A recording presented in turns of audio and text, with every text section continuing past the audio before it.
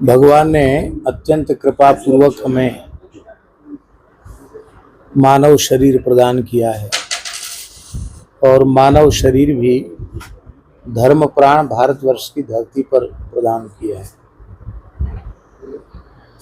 और इसकी प्राप्ति में भगवान का अनुग्रह तो है ही, माता पिता की भूमिका है और संस्कारित करने में गुरु की भूमिका है। इसलिए प्रत्येक मनुष्य के कल्याण के लिए बात यही है कि वह अपने जन्मदाता माता पिता का भगवत भाव से आदर करे।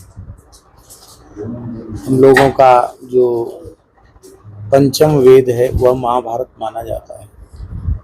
महाभारत में पितामह भीष्म ने एक वाक्य कहा है, जो व्यक्ति अपनी जन्मदात्री माता को सेवा शुश्रूषा से और आज्ञा पालन से प्रसन्न कर लेता है, उस भाग्यशाली व्यक्ति को धरती के सारे सुख बिना प्रयत्न के, बिना विशेष श्रम के प्राप्त हो जाते हैं। क्योंकि जन्मदात्री माता में और धरती माता में कोई अंतर नहीं है। माता के प्रसन्न होने से धरती माता प्रसन्न होती है और धरती माता प्रसन्न हो जाएगी तो सब कुछ प्राप्त हो जाएगा। ठीक इसी प्रकार से जो व्यक्ति अपने जन्मदाता पिता को सेवा से, आज्ञा पालन से संतुष्ट कर लेता है, उस व्यक्ति के लिए स्वर्ग का सुख भी धरती पर उपलब्ध हो जाता है। क्योंकि पिता को स्वर्ग के समान कहा गया, माता को धरती के समान कहा गया तो पिता को स्वर्ग के समान कहा गया। आगे भीष्म जी कहते हैं कि जो व्यक्ति संस्कार प्रदाता, सन्मार्ग पर चलाने वाले अपने गुरु को उनकी आज्ञा पालन से और उनकी सेवा से संतुष्ट कर लेता है, वह व्यक्ति ब्रह्मलोक का भी अतिक्रमण कर जाता है। इसका तात्पर्य है कि वह मोक्ष को प्राप्त हो जाता है, इस दुखमय संसार चक्र से छूट जाता है। तो मूल बात यह है कि वर्तमान समय में पाश्चात्य संस्कार विहीन शिक्षा के दुष्प्रभाव से और घर में भी वह पवित्र संस्कार और पवित्र वातावरण उपलब्ध नहीं हो पाता, बाहर भी पवित्र वातावरण उपलब्ध नहीं है। इस कारण से लोग अपनी माता पिता के प्रति जो उनकी श्रद्धा, जो भक्ति, जो आदर की भावना होनी चाहिए, वो इस समय धीरे धीरे कम होती चली जा रही है। और जो व्यक्ति माता पिता का ही आदर नहीं करेगा, वो ज्ञान प्रदाता गुरु का आदर भला कैसे कर सकता है। अथवा कथनचित कोई ऐसा व्यक्ति हो जो माता पिता का आदर न करे, भगवान का भी भक्त हो किंतु गुरु का आदर करे, तो उससे गुरुदेव, जो वस्तुतः गुरुदेव हैं, कभी प्रसन्न नहीं हो सकते। जो वस्तुतः गुरु कहलाने के योग्य है वो तभी प्रसन्न होगा जब वह व्यक्ति माता पिता और भगवान के प्रति अपनी भक्ति रखता है। हमें जो कुछ भी संस्कार, शिक्षा, आहार विहार, सुख सुविधा, जो कुछ भी प्राप्त होता है वो मातृभूमि से होता है। इसलिए राष्ट्रभक्ति संपूर्ण भक्तियों का मूल है। तो राष्ट्रभक्ति भी हमारे मन में होनी चाहिए, मातृ-पितृ भक्ति भी हमारे मन में होनी चाहिए, गुरु भक्ति भी हमारे मन में होनी चाहिए। और हमारे भारतीय सनातन परंपरा के अनुसार गाय का बहुत अधिक महत्व है, गाय के प्रति भी भक्ति होनी चाहिए। हमारे यहाँ गाय को और धरती को दो नहीं माना गया, इसलिए गाय की रक्षा संपूर्ण पृथ्वी की रक्षा है और गाय की हत्या संपूर्ण धरती की हत्या है। प्रकृति और पर्यावरण को यदि कोई शुद्ध करने का तरीका है तो वो यही है कि वेद लक्षणा भारतीय देसी गाय की उपस्थिति इस धरती पर अधिक से अधिक हो, उसके गोमय गोमूत्र का सिंचन इस धरती पर हो, गो खुर रस से यहाँ की धरती पवित्र हो, ये सुख शांति का उपाय है। ऐसा कोई करे तो वो शांति प्राप्त कर सकता है। महाराज जी, अभी जो युवा है वो अपने करियर को लेकर बड़ा विचलित है और सड़कों पर भी उतर रहा है, तो ऐसे युवाओं के लिए क्या संदेश देना चाहेंगे?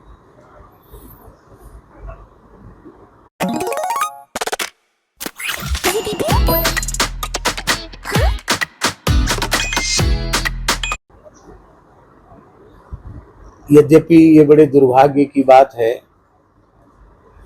कि आधुनिक शिक्षा ने युवा को निष्क्रिय बना दिया है। बात सुनने में तो बहुत कठोर लग रही है, लेकिन हमारी प्राचीन शिक्षा पद्धति ऐसी नहीं थी। उसमें व्यक्ति को शिक्षा के माध्यम से वह कौशल, वह हुनर, वह पुरुषार्थ करने का सामर्थ्य दे दिया जाता था। वो बिना किसी जन और धन के सहयोग के यदि किसी पहाड़ और जंगल पर भी रहे तो अपने पुरुषार्थ से वो अपने रास्ता को तय कर लेता था। आज हम लोगों के सामने बेरोजगारी की समस्या है, नौकरी चाकरी की समस्या है। यदि हम सामान्य दृष्टिकोण से देखें तो राम जी के सामने भी वही समस्या थी। विवाह हुआ था और घर से बाहर निकलना पड़ा। न 1 इंच भूमि उनके पास थी, न 1 रुपये उनके पास था, न कोई सहयोगी उनके पास था। पर उनके गुरु वशिष्ठ ने उन्हें ऐसी शिक्षा दी थी, उनके गुरु विश्वामित्र ने उन्हें ऐसी शिक्षा दी थी कि उनका इतना प्रचंड पुरुषार्थ था कि जो बंदर भालू वन्य प्राणी किसी के सहयोगी नहीं बन सकते हैं, उन बंदर भालुओं को भी उन्होंने अपना सहयोगी बनाया। और उस समय जो रावण एक बहुत बड़ा आतंकवादी था, जिसका आतंक पूरे संसार में छाया हुआ था, उस आतंक से उन्होंने सारी धरती को बचाया। तो हम कहना युवाओं से ये चाहते हैं कि वे अपने माता पिता और गुरु का आदर करते हुए, पवित्र संस्कारों को धारण करते हुए इस प्रकार की कौशल, जिसको क्या कहना चाहिए, आजकल की भाषा में क्या कहते हैं, टैलेंट। हाँ, इस तरह की शिक्षा प्राप्त करें कि देखिए आप सब पढ़े लिखे लोग हैं, उनको ये समझने में कोई आवश्यकता नहीं है कि धीरे धीरे मशीन का युग बढ़ता चला जा रहा है।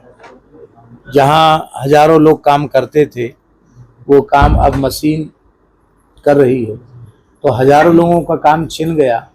वे लोग बेरोजगार तो हुए कि नहीं हुए। तो ऐसी स्थिति में केवल भारत के सामने ये समस्या नहीं है।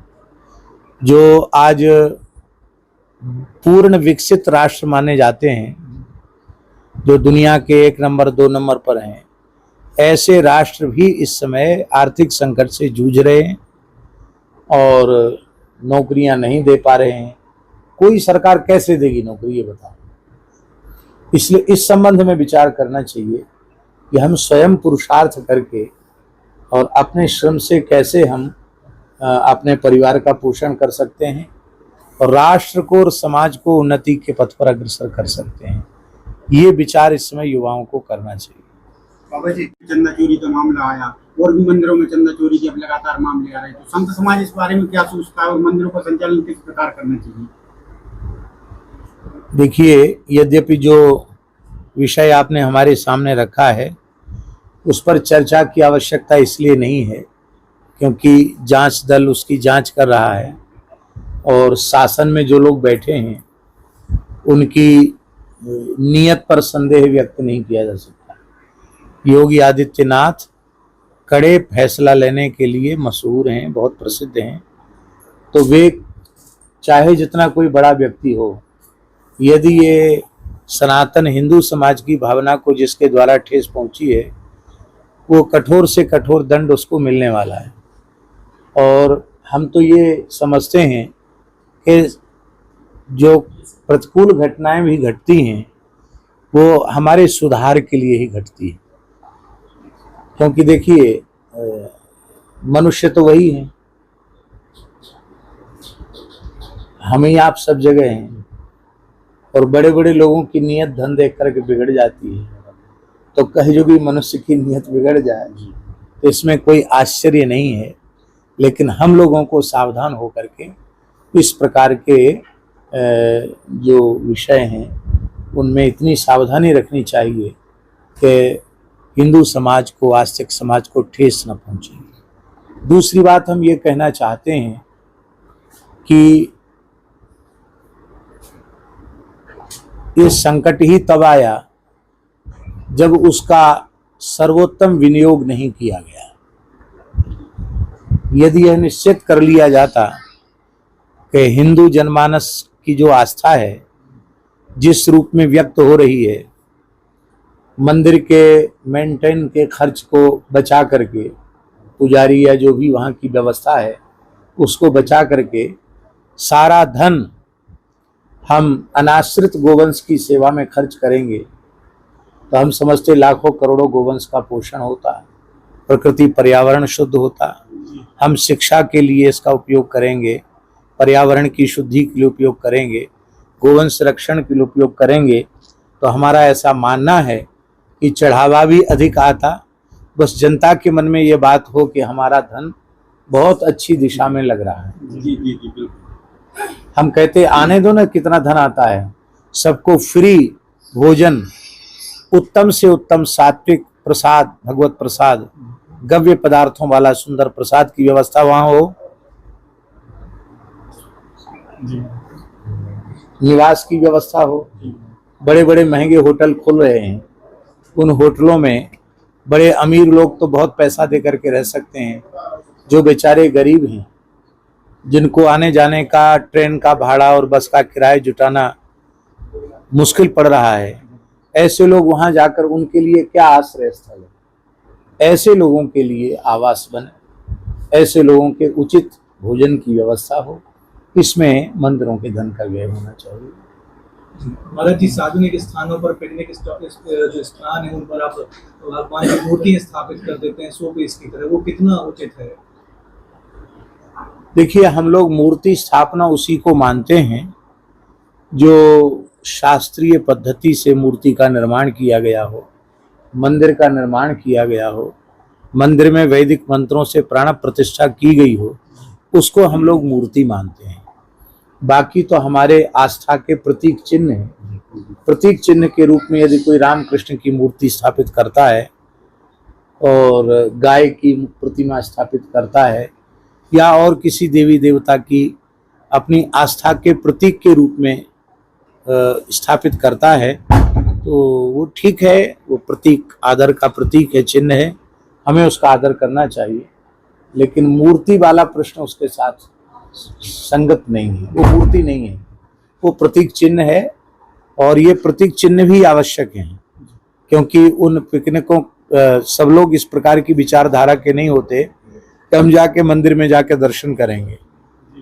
तो वो ऐसे अपने पूर्वज जिनकी कीर्ति इस देश की कीर्ति के साथ जुड़ी हुई है, ऐसे जो महाराणा प्रताप, छत्रपति शिवाजी महाराज, महाराजा छत्रसाल, इस प्रकार के जो महारानी लक्ष्मीबाई, इस प्रकार के जो हमारे राष्ट्र के गौरव हैं, अथवा हमारे जो धर्माचार्य हैं, श्री शंकराचार्य, श्री रामानंदाचार्य, श्री रामानुजाचार्य प्रभृति आचार्य, इन सबको कोई स्थापित करता है ऐसे स्थलों पर, तो वहां जाकर के लोगों को प्रेरणा ही मिलती है कि हमारे पूर्वजों में ऐसे ऐसे लोग हो गए हैं जिन्होंने राष्ट्र का, समाज का मार्गदर्शन किया। गुरु जी, एक सवाल था कि पहले एक सवाल उठता था, आज राजनीति में धर्म बहुतायत में है और पूरी तरीके से राजनीति धर्ममय हो गई है, आप उसमें विज्ञान की कितनी जगह देखते हैं? क्योंकि विज्ञान की जगह कम होती जा रही है, आप क्या कहेंगे कि विज्ञान? सबसे पहली बात है, विज्ञान शब्द का अर्थ समझने में ही लोग भ्रमित हैं। ज्ञान शब्द का अर्थ क्या है और विज्ञान शब्द का अर्थ क्या है, इन दोनों शब्दों के अर्थ पर ही हमें पहले विचार करना चाहिए। ज्ञान दो प्रकार का होता है, एक परोक्ष और एक अपरोक्ष। तो शास्त्र के द्वारा जो हमें ज्ञान होता है उसे हम परोक्ष ज्ञान मानते हैं, और जो हम प्रत्यक्ष इन्हीं आंखों से देख सकते हैं उसको हम विज्ञान मानते हैं। तो परोक्ष ज्ञान ज्ञान है और प्रत्यक्ष जो हमें दिखाई पड़ता है वो विज्ञान है।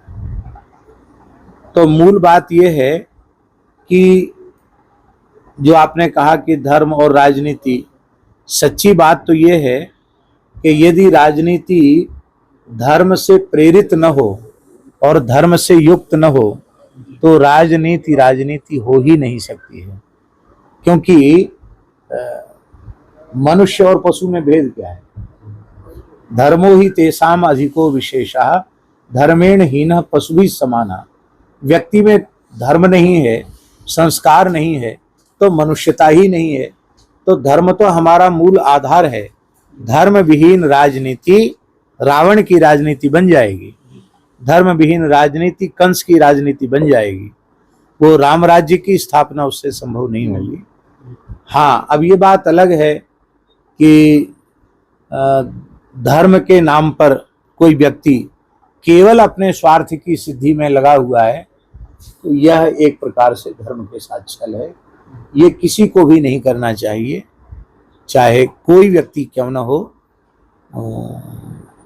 और ऐसे लोगों का भी कलई खुलती है, उग्रे अंत न होए निभाऊ काल नेम जिमि रावण राहु। तो इसलिए ऐसे लोगों को भी ज्यादा परेशान होने की जरूरत नहीं है, कभी न कभी